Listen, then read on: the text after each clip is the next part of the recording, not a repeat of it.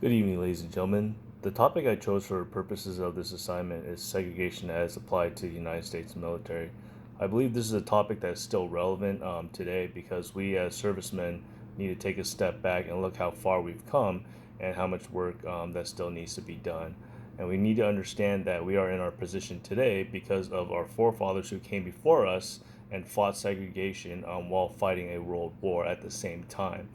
When I think about the brave men who fought against segregation in the United States military, I automatically think of such fine folks as the men who fought in the 54th Massachusetts, as depicted in the movie Glory.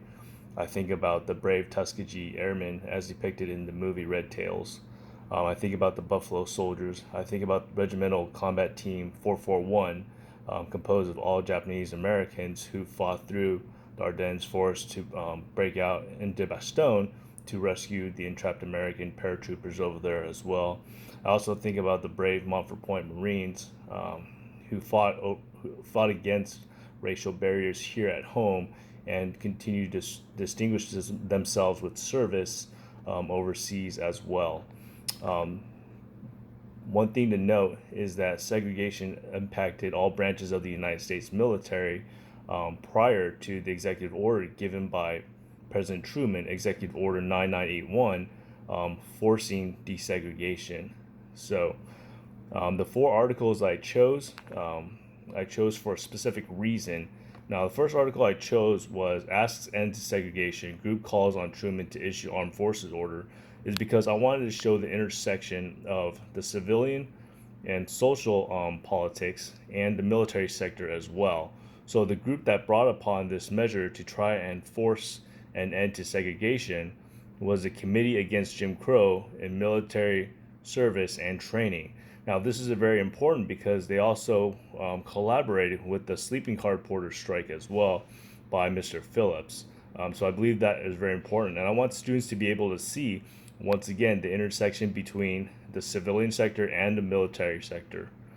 The second article that I chose was McKeldin Abolishes Segregation in the National Guard. Now, this is an article I chose which I thought was very significant because, as the article points out, Maryland was the first Southern state to abolish segregation in their Army National Guard. Now, please understand that this is their Army National Guard. This is a state owned military entity, not their reserves, but again, their Army National Guard. So I believe this is very important in that they're the first state mandated by the governor to get rid of segregation. And this ramifications had upon their truck companies, which blacks were only allowed to serve in those two companies. Now the opportunity was available for African Americans to serve in multiple types of units, including combat arms.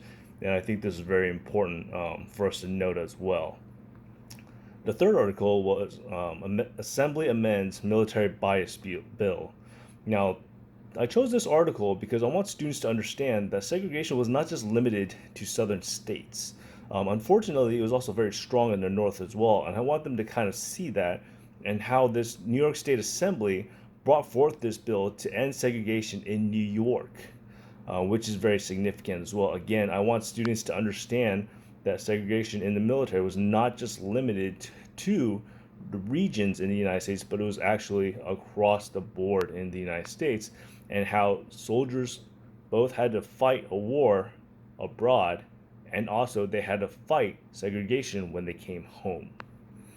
And the last article I chose was Johnson Orders Racial Equality.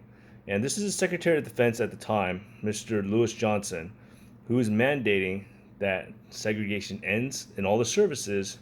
But one thing I will point out to students is note the date of the article because this is almost 1 year after the executive order came out from the president. Now, segregation was hotly contested both in the civilian and military sector. So I want students to see just how long of a process this was and how hard of a fight it was for segregation to end.